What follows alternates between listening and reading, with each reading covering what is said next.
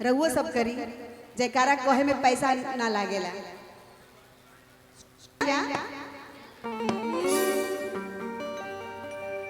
केहू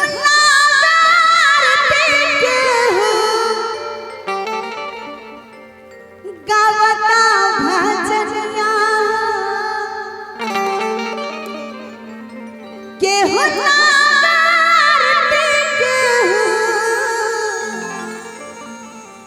गावता भजनिया। दोनों हाथ उठा लीजिएगा। हाँ, माई के सिंगार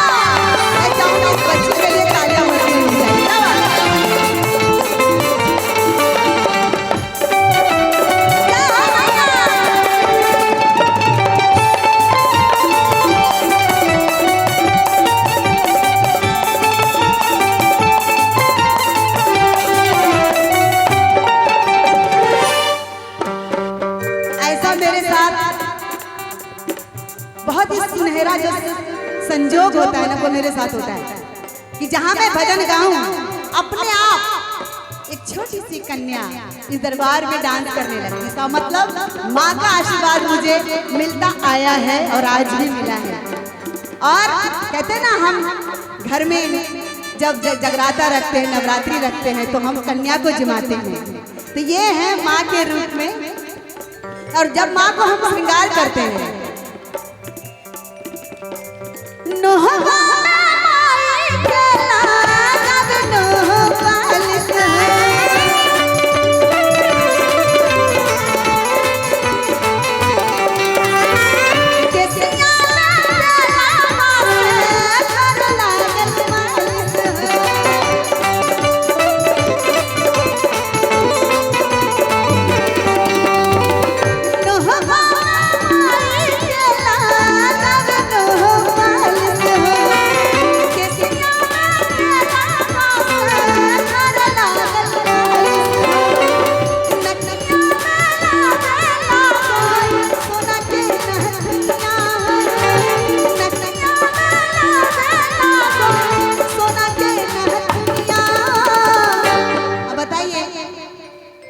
ये माँ का रूप है। ये कोई मामूली बात नहीं है कि किसी भी दरबार में बच्चे डरते हैं, कहीं जाने से डरते हैं। और ये बिंदास दरबार में आकर वो डांस कर रही है तो समझ लीजिए इस कन्या में माँ छुपी। मुझे अच्छी तरह से पता है।